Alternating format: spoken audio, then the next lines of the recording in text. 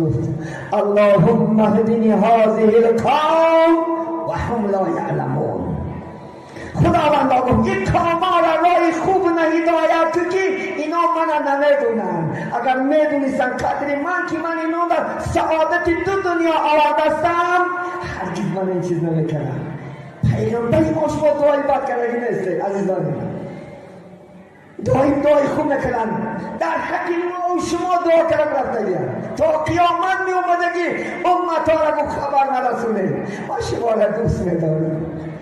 محمد چنان حبیب است، چنان انشاءالله پیغمبر است. روز قیامت محکمه سودی سر نشده است. عزیزان من بینید ما جنگ زده پیش حضرت آدم میرفتیم. آدم جان امروز محتاج بته شده، تو پدر ما هستی، شفیع شو الله گناه ما را بخشد.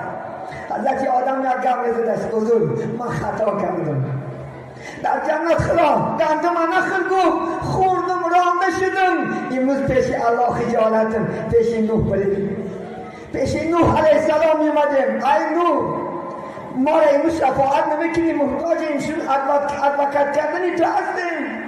نوح میگفت میبخشه منم قومم در دعا کردگیم که رب لا تذر علی الارض من الکافرین دیارا. وقتی قوم دعوت کردم گوش نکردن. آخر گوشه تلفن گرفتم به الله تماس گرفتم گفتم رب لا تذر علی الارض من الکافرین دیارا. این از کافر روی زمین یگان چه نمون. دعا اجابهش دنیا را آزر کرد. این روز خجالتم.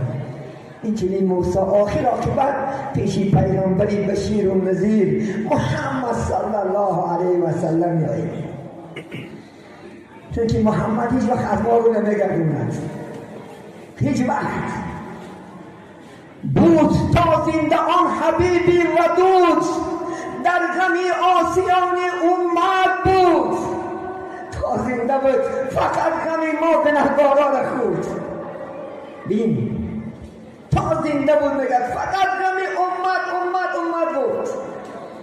نماز نفل میخوند رکوع رفت امتی گفت، سجده رفت امتی گفت. حضرت عایشه گفت محمد که امت میگو. گفت من خداوند ما ارسلناکم الا رحمت للعالمین. من تو نگفت نفرسوندم مگرم رحمت و تمام عالمیان. من تا جان دارم امت میگو. خالی گفت حیران میشن.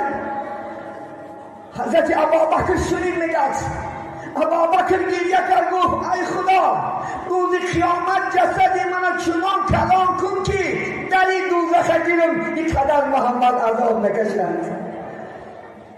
بینید حضرت علی میگه در قبر ماندمش محمد لبکاش پچی راست میزد گوشت بموندم گوش کنم امتی میگه. روزی رستاخه شود آغاز امتی گفته خیزد باز. روز قیامت همه پیغمبران وا نفسی گفته میکسید وا نفسم چی میشه حالم چی میشه. رسول الله صلی الله علیه وسلم وا امتی میگفته است.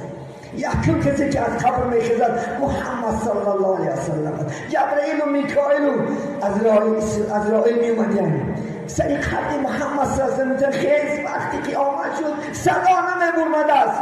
آخر وقتی حساب کتاب شد نمیبرمد است. آخر امروز که وقتی حساب کتابی امتا چید و امتی گفتن محمد از خاک سر میبردارد. چون این پیغمبر داریم عزیزان من، چون این پیغمبر باید دوست داریم، باید سنتاش زنده کنیم. پیغمبر کسی را شفاعت کرده است که او در جاده پیغمبر است. کیا محمد شفاعت میکنه روز قیامت؟ کسی که سنتاش کراشه، کسی که شناختاشش. ما مسلمان ها همه طبق زندگیمون مثل سنتای محمد باشه.